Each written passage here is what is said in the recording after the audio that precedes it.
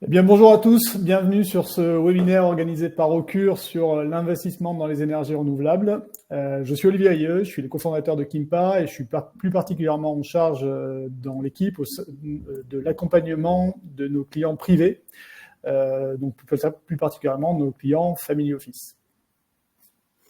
Et bonjour à tous, moi je suis Juliette Lambrex, donc je suis analyste actif réel chez Kimpa, donc ça veut dire que je suis responsable de trouver et d'analyser des opportunités d'investissement dans le secteur des énergies renouvelables pour nos clients, en France comme à l'étranger. Donc aujourd'hui, on va vous parler environ 45 minutes de l'investissement dans les énergies renouvelables. Donc l'échange, il se déroulera en 4 temps. Donc, dans un premier temps, Olivier vous présentera globalement ce que fait Kimpa et quelle est notre approche de l'investissement à impact. Ensuite, on vous présentera en quoi la classe d'actifs des énergies renouvelables est une classe d'actifs stratégique qui a un potentiel de développement considérable, qui a de nombreux avantages mais aussi des risques. Dans un troisième temps, je vous montrerai un peu comment chez Kimpa on a décidé de transformer les intentions en actions et que grâce à la création d'une thèse d'investissement, à l'analyse poussée d'opportunités diverses, on arrive à passer à l'action. Et pour finir, on aura un moment d'échange, donc de questions-réponses d'une dizaine de minutes. Donc voilà, Olivier, je te laisse commencer par Kimpa et notre approche de l'impact. Merci Juliette. Alors pour le coup, effectivement, on rentre dans le vif du sujet, peut-être en commençant par présenter Kimpa. Quand on a lancé Kimpa il y a un peu plus de 3 ans, c'est à la fois long, mais en même temps c'était hier. L'impact, c'était encore une nébuleuse assimilée à de l'investissement solidaire. Et pourtant, depuis 2015, les enjeux environnementaux et sociaux, ils sont clairement identifiés par l'ONU. C'est ces fameux pictogrammes de couleurs, les 17 objectifs de développement durable, qui résume en fait tous les enjeux environnementaux et sociaux que peut avoir la planète. Ça passe par l'élimination de la pauvreté, la protection de la biodiversité, la lutte contre le changement climatique, l'éducation ou encore la réduction des inégalités. Donc tous ces enjeux, ils sont bien identifiés, ils sont tous interconnectés. Et nous, quand on a lancé Kimpa, on s'est aperçu que plutôt que de créer une nouvelle solution d'investissement, en fait, il fallait simplement adresser les solutions existantes. Parce qu'en fait, les solutions, elles existent. Elles sont portées par des entrepreneurs, par des sociétés de gestion, par des entreprises qui ont fait évoluer leur modèle économique, qui ont créé des innovations pour répondre à ces grands enjeux. Et donc, notre choix chez Kimpa, ça n'a pas été de créer une solution de plus, mais plutôt de conseiller des clients soucieux de concilier la rentabilité marché, donc en ligne avec le marché, et de concilier ça avec de l'impact, mais bien donc de les conseiller de manière extrêmement professionnelle et extrêmement personnalisée sur ces deux aspects qui visaient finalement à aligner leur stratégie patrimoniale avec leurs valeurs et leurs objectifs. Voilà, donc nous, finalement, sur Kimpa, c'est ce qu'on fait maintenant depuis à peu près un peu plus de 3 ans, un peu moins de 4 ans. Notre objectif, ça a été, depuis 4 ans, de construire une société qui aide des investisseurs derrière notre mission, une mission qui est d'accompagner des investisseurs dans le déploiement de leurs fonds vers des projets à fort impact environnemental et social. Et pour ça, on a bâti une méthodologie, un process, des outils, et on a essayé de faire ça de manière la plus authentique et la plus transparente possible, notamment à travers une certification B Corp qu'on a obtenue en 2022, et puis à travers différents prix, notamment le prix de la finance durable, qui vient récompenser un petit peu ce qu'on a essayé de créer. Nos clients, en fait, c'est 3 types de clients, finalement. Des clients privés, donc principalement des entrepreneurs, des dirigeants, des membres d'entreprises familiales.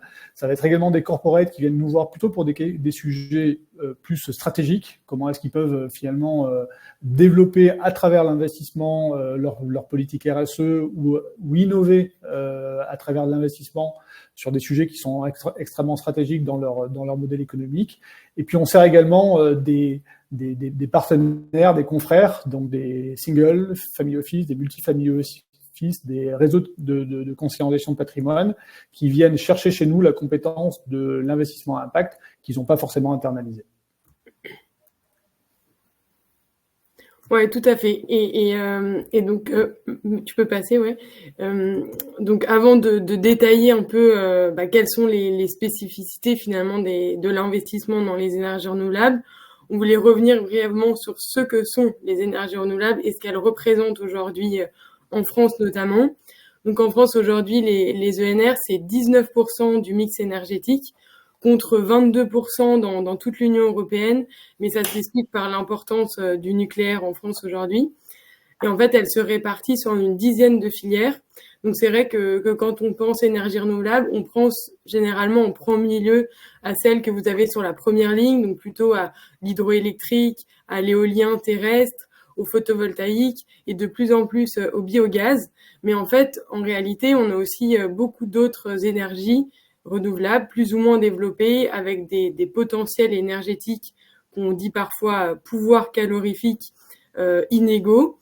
Donc on a le bois énergie qui est en fait la première source d'énergie renouvelable en France. On l'oublie souvent, mais elle représente 35% des énergies renouvelables en France. On a les biocarburants, les énergies marines, enfin finalement beaucoup de filières à développer, dont le poids dans l'économie française s'est accru au fil des années. Et on estime environ qu'en 2022, il y a 15 milliards d'euros d'investissement qui ont été mis dans les énergies renouvelables.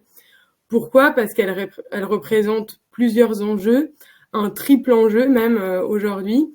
On va dire en premier un enjeu environnemental, ensuite un enjeu géopolitique et de plus en plus, et enfin évidemment un enjeu économique.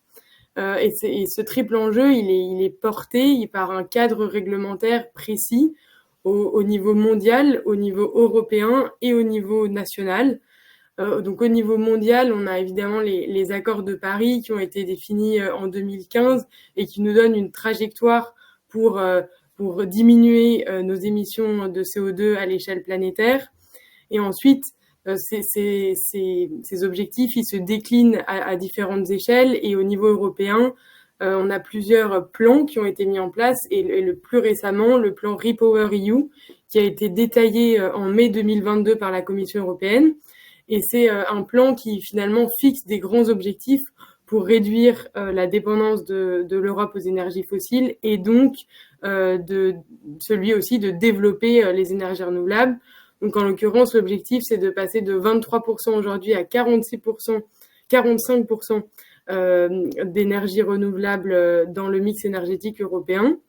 Et au niveau national français, on a eu cette déclinaison dans la loi de transition énergétique pour la croissance verte, donc la LTECV, qui a aussi été rédigée en 2015 et qui prévoit là l'élaboration d'une stratégie nationale bas carbone, une programmation pluriannuelle de l'énergie pour planifier un cadre de référence pour le développement du secteur de l'énergie et des énergies renouvelables en particulier. Et en fait, ces différentes lois, elles s'accompagnent, comme on le voit ici, d'objectifs clairs à horizon 2030, à horizon aussi 2050, et également d'investissement. Et l'investissement, c'est bien ce qui nous intéresse chez Kimpa, plus particulièrement l'investissement à impact dans les énergies renouvelables, qui nous semble avoir beaucoup d'atouts et être une classe d'actifs assez singulière finalement aujourd'hui dans une allocation globale de portefeuille qu'on a décidé de développer chez Kimpa pour plusieurs raisons. Donc la première de ces raisons, c'est que l'investissement dans les énergies renouvelables permet une diversification dans un portefeuille d'investissement.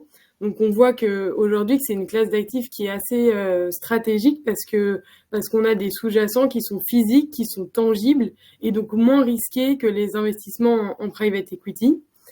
Et globalement aujourd'hui on se rend compte que les ENR représentent environ 4 à 8% du portefeuille de nos clients, mais qu'il y a une appétence vraiment croissante pour ce type d'investissement. Et donc, on anticipe demain que cette classe d'actifs représente environ 30% de leur portefeuille.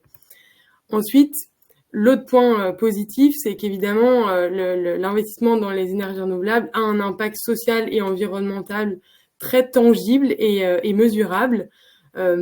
Tangible parce qu'on participe directement à la réduction des émissions de CO2 et que ce sont des choses que l'on peut mesurer.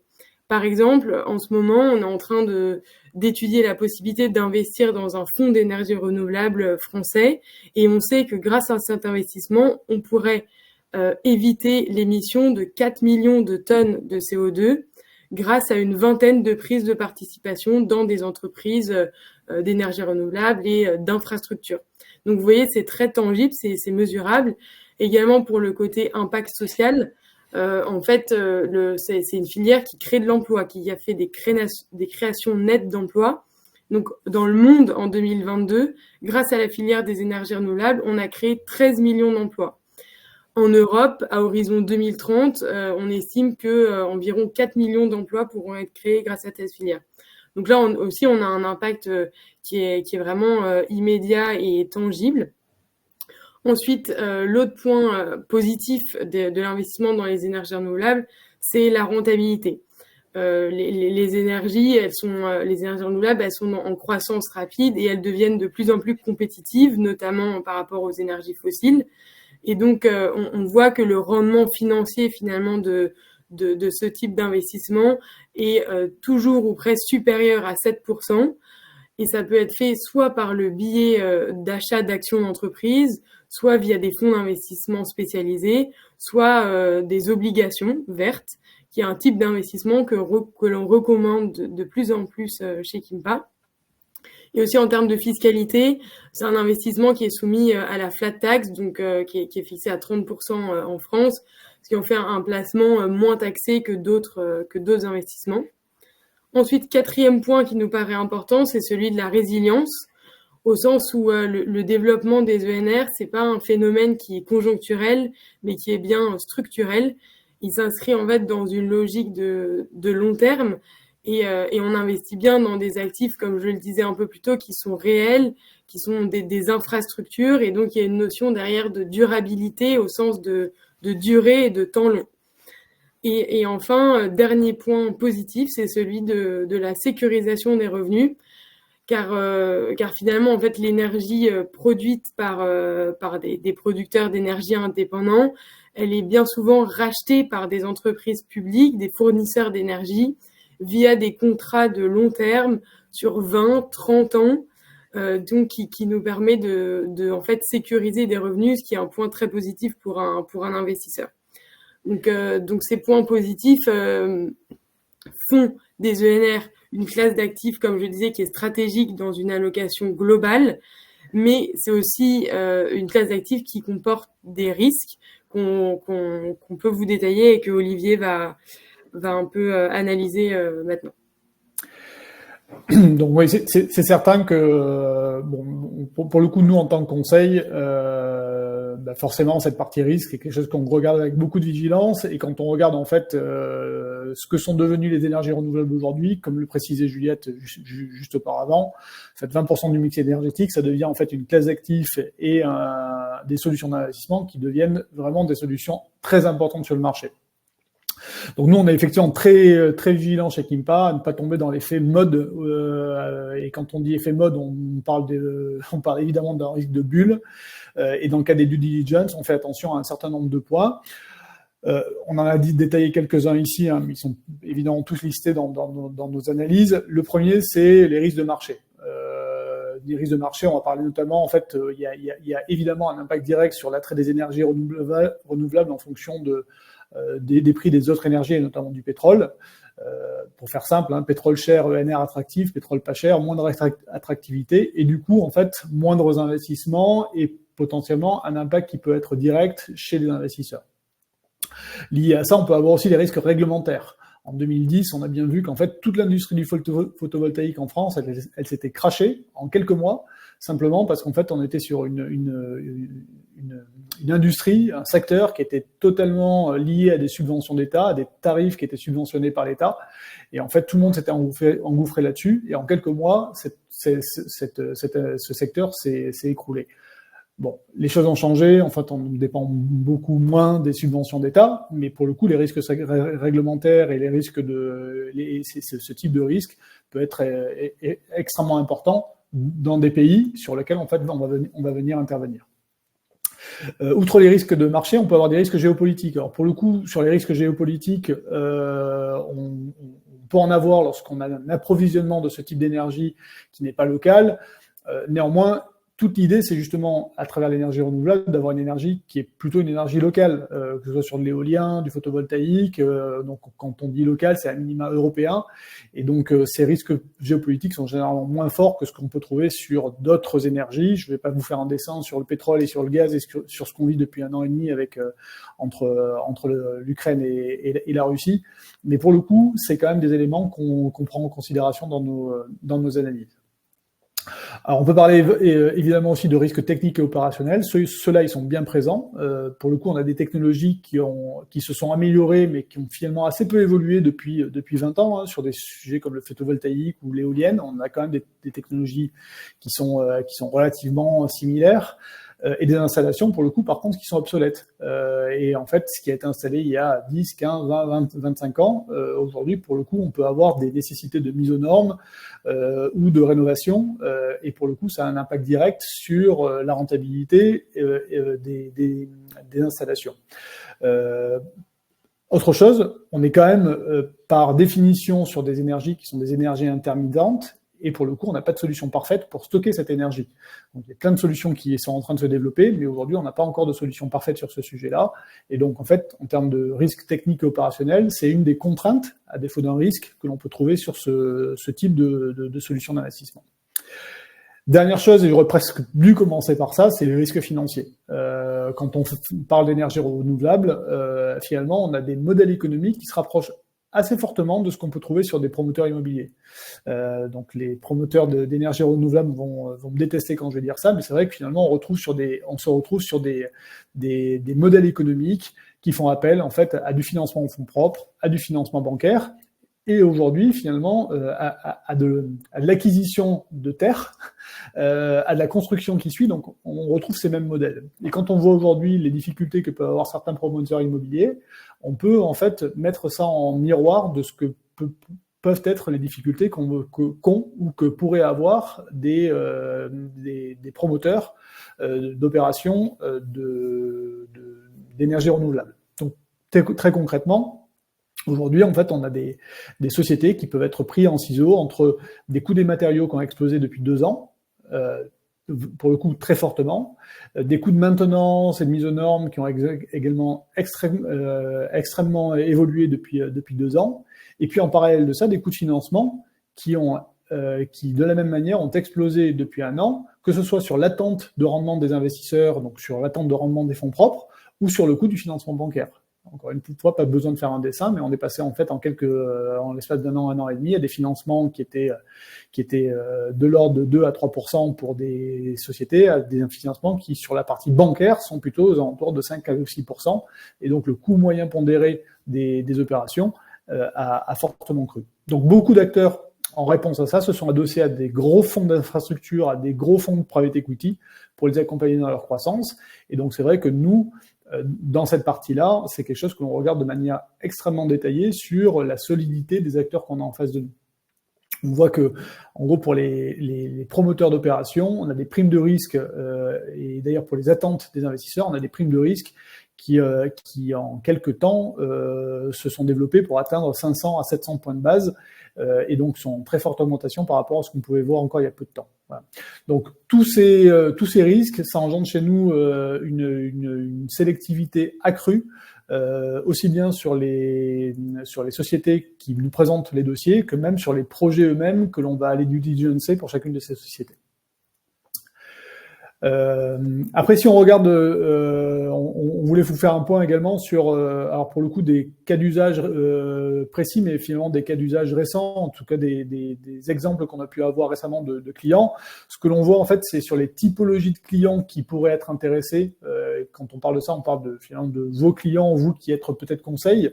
Ce que l'on voit beaucoup, c'est, dans notre cas, c'est des clients privés qui cherchent à concilier des revenus réguliers, donc revenus réguliers et sécurisés, avec une fiscalité optimisée, et en même temps la prise en compte de critères environnementaux autant que sociaux, mais surtout environnementaux, qui pour le coup paraissent évidents quand on investit sur les énergies renouvelables. Là, pour le coup, on a pris 2 exemples sur des investisseurs privés. L'exemple d'un entrepreneur qui a vendu son entreprise là, récemment et qui cherche à retrouver des revenus récurrents parce qu'en fait, il n'a plus les revenus d'activité ni ses dividendes. Pour lui, ce qui était d'autant plus intéressant, c'est qu'il a conservé son immobilier professionnel et pour le coup, il se retrouve en fait avec des problématiques fiscales difficiles. Donc là, pour le coup, le fait de pouvoir retrouver des revenus réguliers sans avoir à investir dans l'immobilier, c'est extrêmement pertinent dans de l'investissement sur des énergies renouvelables. Dans le même style, on a eu le cas récemment d'un cadre d'une maison de luxe. Lui revenait de Londres, il retourne habiter en France, où il a déjà de l'immobilier, plutôt de l'immobilier de jouissance. Il a des problématiques fiscales également, puisqu'il y a des problématiques d'imposition sur le revenu avec des revenus de retraite assez importants et déjà de l'IFI. Et donc, le fait de revenir habiter en France, ça l'aurait pénalisé s'il avait investi sur de l'immobilier récurrent assez classique.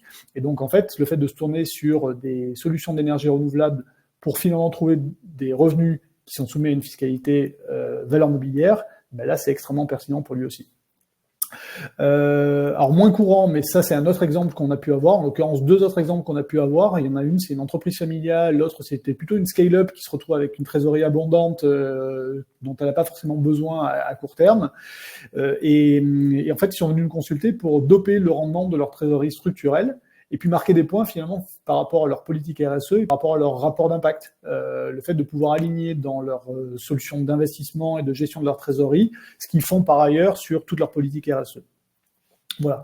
De manière générale, on voit qu'en fait, il y a quand même une constante, c'est qu'on a des investisseurs qui ont soit la conviction, soit, après nous avoir parlé, la compréhension qu'on est sur une classe d'actifs qui est extrêmement efficace pour répondre à des grands enjeux de transition énergétique et climatique. Voilà, une fois qu'on a dit ça, on a mis en place des outils pour passer à l'action et pour accompagner nos clients. Et puis, Juliette, je te laisse présenter tout ça. Oui, tout à fait. Donc, comme tu le disais, Olivier, donc chez Gimpa, on a bâti finalement une méthodologie qui nous permet de passer à l'action et d'accompagner au mieux nos clients pour qu'ils puissent investir dans les énergies renouvelables. Donc, ce qu'on fait, c'est qu'on crée avec eux une thèse d'investissement sur mesure. Et en fait, on se rend compte dans cette thèse d'investissement que l'objectif de développement durable numéro 7, donc qui est celui d'une énergie propre et accessible au plus grand nombre, ressort aujourd'hui dans toutes les thèses d'investissement de nos clients ou presque, et que dans cette thèse, par contre, ils sont assez agnostiques sur l'énergie qu'ils veulent cibler ou même le pays dans lequel ils veulent investir. En revanche, ils le sont moins sur le niveau de risque ou le type de rendement ou l'horizon d'investissement de leurs clients. Et c'est pour ça que on peut aujourd'hui leur proposer différents types d'investissements.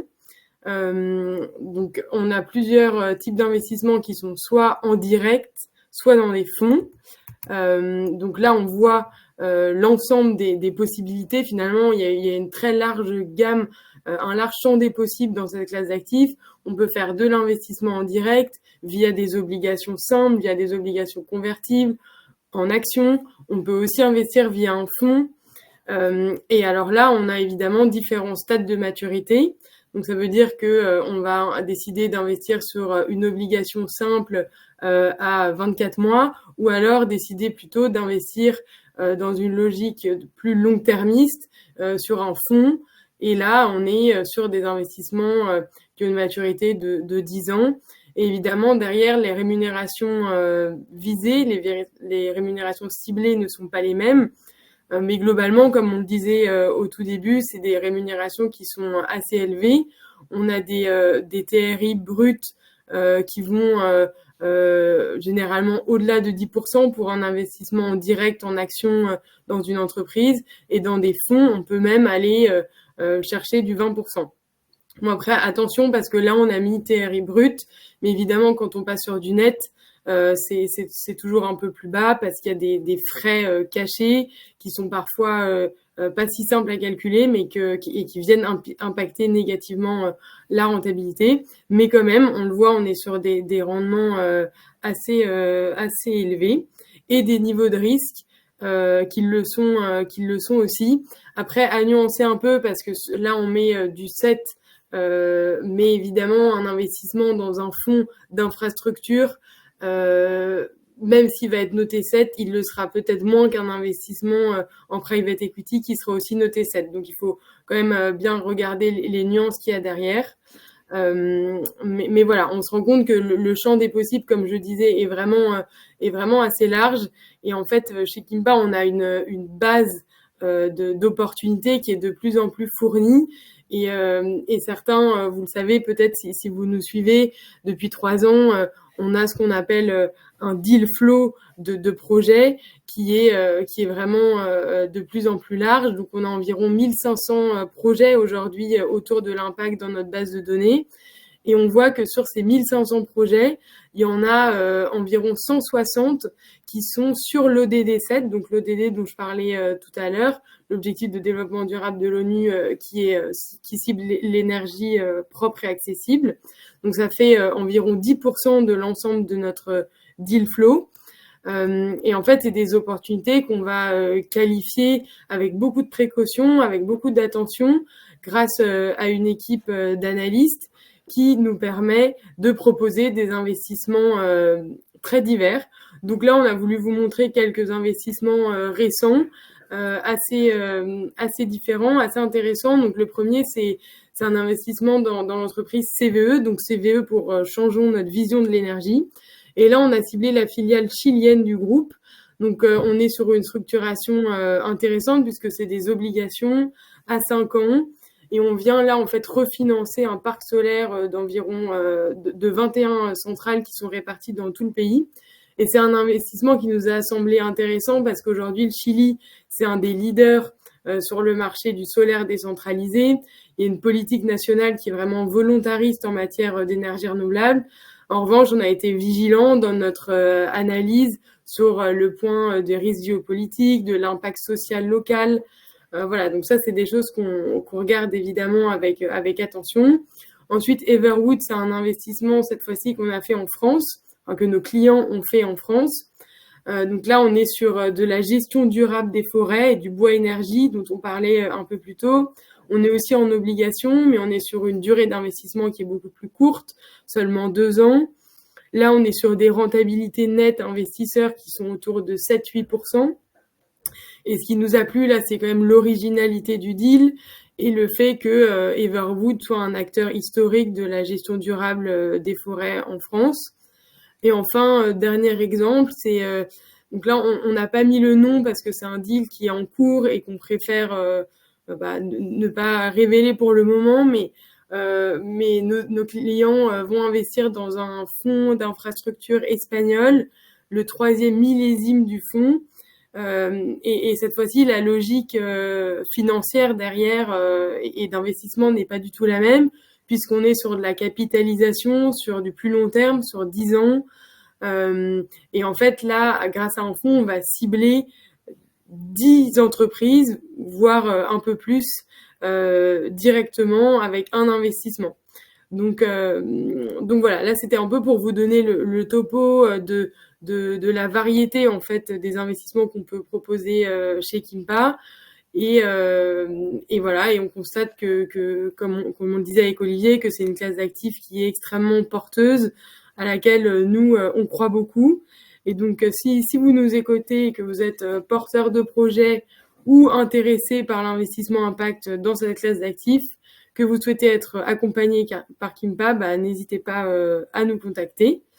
Et maintenant, on va peut-être laisser place aux questions. Donc voilà, si vous en avez, n'hésitez pas à nous les poser dans le chat ou à lever la main. Voilà, on vous répondra avec plaisir avec Olivier.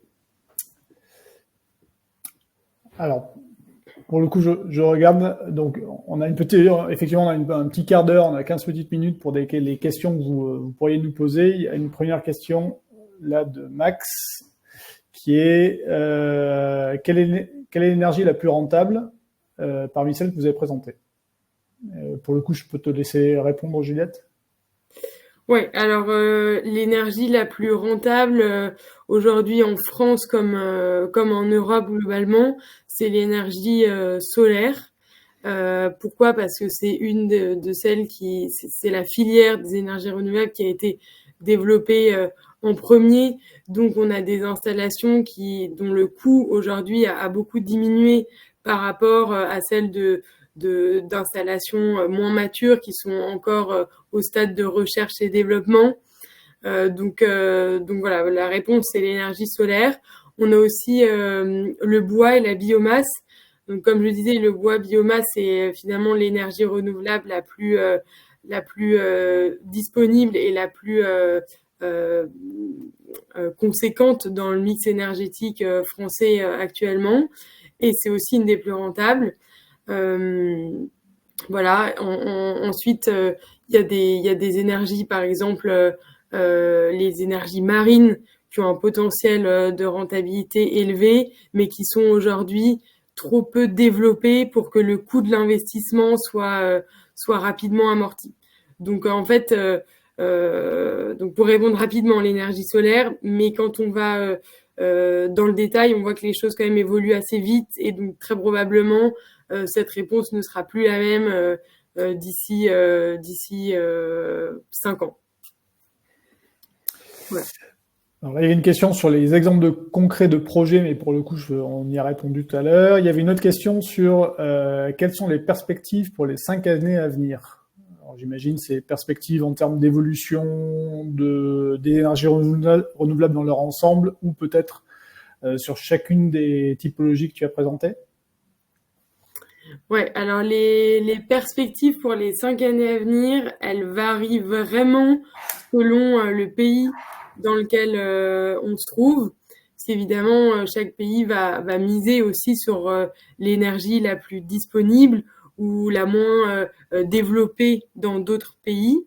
Mais si on parle de la France, là aussi, il y a une grosse incitation au développement du solaire. Donc l'objectif, c'est de multiplier par 10 les capacités de production à horizon 2050 en France. Mais on a aussi, et on l'a vu, je pense certains d'entre vous l'avaient vu dans la presse ces dernières années, il y a quand même une grosse attention qui est mise sur l'éolien marin, l'éolien en mer. Donc il y a plusieurs parcs déjà qui sont en construction, en développement au large des côtes bretonnes notamment, bon, qui sont aussi sujets à certaines controverses. Mais en tout cas, en France, c'est une énergie à laquelle on croit et il y a pas mal de moyens qui sont mis dessus. Et donc l'objectif à horizon 2050 pour l'éolien en mer, c'est de créer une quarantaine de parcs. Donc voilà, ça c'est pour la France. Après, si on se déplaçait dans d'autres pays, on aurait d'autres évidemment perspectives pour les 5 prochaines années. Mais voilà, pour la France, c'est la réponse qu'on peut donner aujourd'hui. Ok, on a en fait une, mais voire deux questions de Jean-Bernard. C'est donc sur la stratégie d'investissement. La première, c'est considérant l'équilibre rendement-risque, impact, est-ce qu'il y a un intérêt à diversifier sur plusieurs projets? Et pour le coup, il y a une deuxième question qui est connexe, c'est quel montant minimum par projet considéré, que ce soit pour un investisseur privé ou un investisseur corporate? Peut-être que pareil, je peux te laisser répondre. Oui, alors la première question sur l'importance de diversifier et de finalement aller sur plusieurs projets, elle est, euh, elle est pertinente parce que oui, et la réponse c'est oui, il vaut mieux aller sur plusieurs projets. Et d'ailleurs c'est toujours la réponse qu'on donnera nous, Kimpa, en tant que conseiller en investissement financier.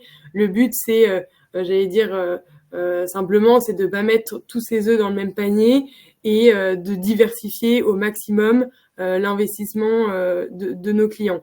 Et donc, on va le faire aussi bien en termes d'énergie que de pays ou que de structuration de l'opportunité. Comme je le montrais sur la slide précédente, on peut conseiller à un de nos clients d'investir dans le CVE via des obligations et donc là on va cibler un pays, une énergie et par ailleurs aller dans un fonds et là, grâce à cet investissement, cibler directement une dizaine de projets dans 10 pays différents et donc multisecteur, multi-énergie. Et en fait, c'est dans cette répartition qu'on va aussi, de un, atténuer le risque, potentiellement maximiser ses rendements et de trois, proposer des projets plus ou moins innovants, plus ou moins originaux à nos clients et pas se retrouver sur une seule énergie ou un seul pays. Donc oui, nous, on pense que c'est même essentiel en fait de proposer une diversité d'investissements. Et pour la deuxième question, qui était celle Du montant minimum. Pardon, tu disais Olivier? Le montant minimum à investir par projet. Alors ça, nous chez Kimpa, on a fixé ce montant à 100 000 euros, mais après il est évidemment pas complètement arrêté, il est discutable, mais globalement c'est le ticket minimum, disons qu'on a établi. Après, ça ne veut pas dire que c'est le cas de toutes les entreprises. Certaines entreprises ouvrent leurs investissements à des montants beaucoup plus bas et d'autres beaucoup plus hauts. C'est le cas souvent des fonds où les montants minimums sont là à plusieurs millions d'euros.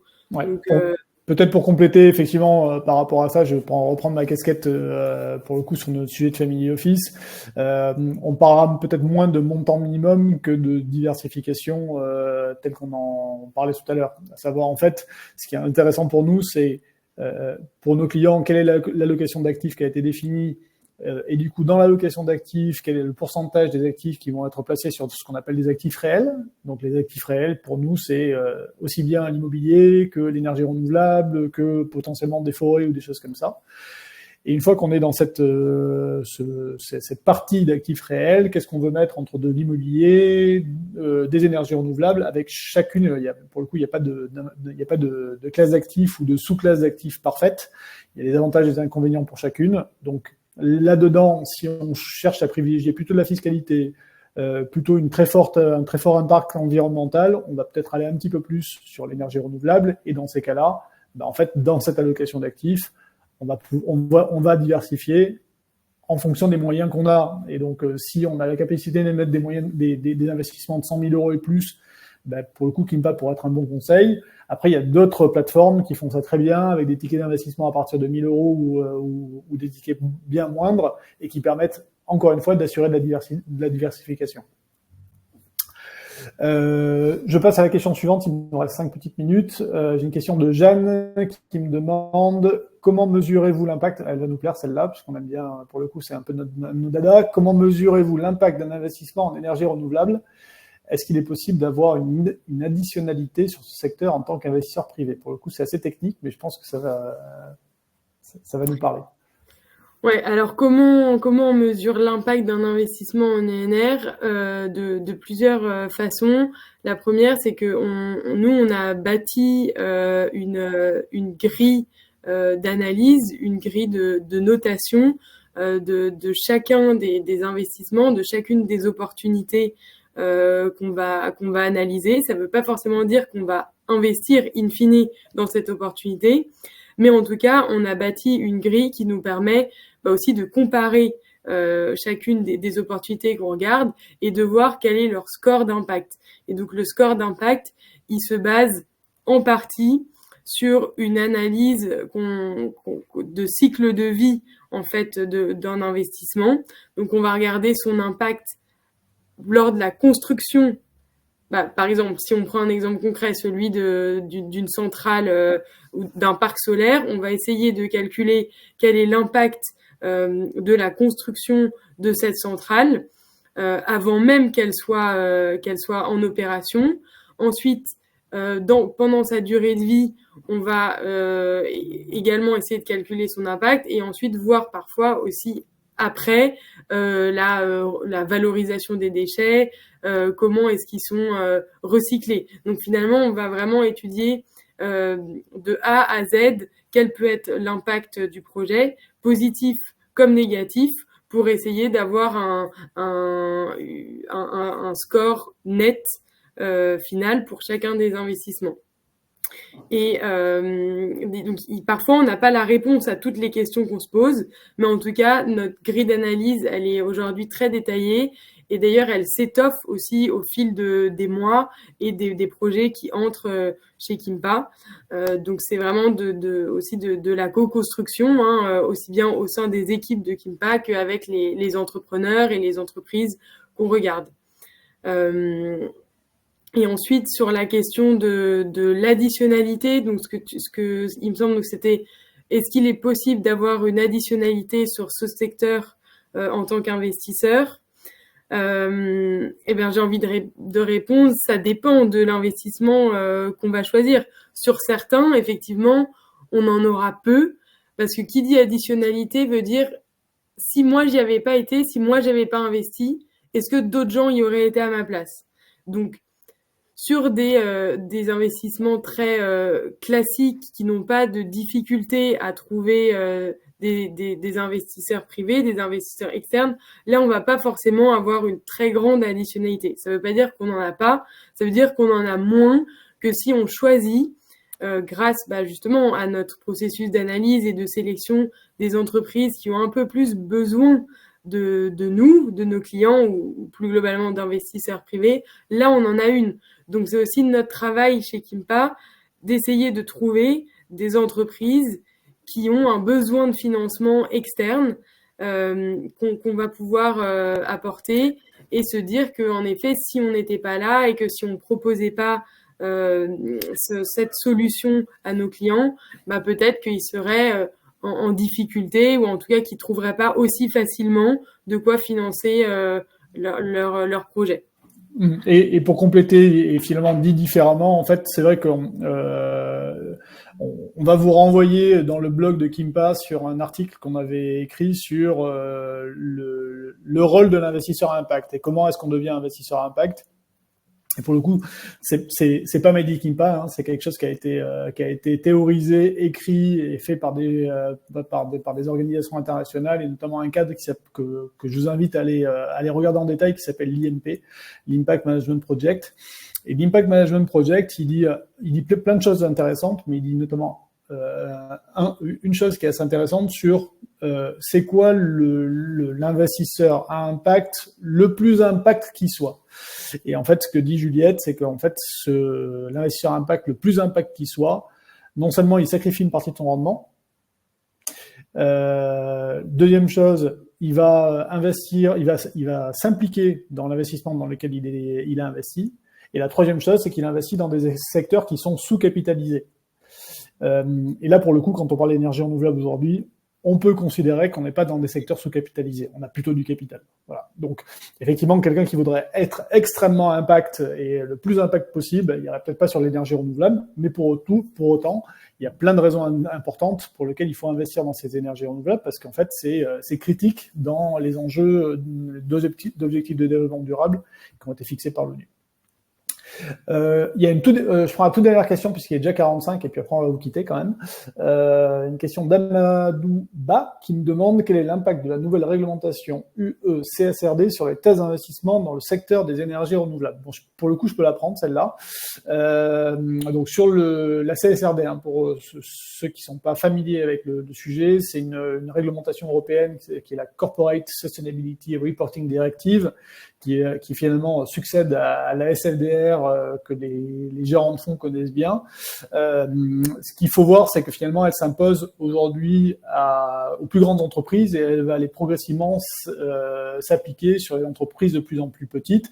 Le principe de la CSRD, finalement, pour toutes les entreprises, qu'elles soient des entreprises des énergies renouvelables ou pas, c'est d'apporter de la transparence. Donc, c'est d'apporter une transparence accrue sur les informations qui sont divulguées, qui sont reportées par les entreprises sur leur durabilité. Et donc, ça permet en fait à toutes les parties prenantes, et notamment les investisseurs, d'avoir une meilleure visibilité sur l'engagement de ces entreprises. Ça permet de mieux évaluer les risques, ça permet de normaliser aussi le reporting des entreprises, donc de les comparer entre elles. Donc tout ça, c'est extrêmement important, mais c'est valable pour toutes les entreprises. Nous, ce qu'on pense, c'est que sur le SRD par rapport aux énergies renouvelables, déjà la CSRD, elle met quand même l'accent sur l'efficacité énergétique.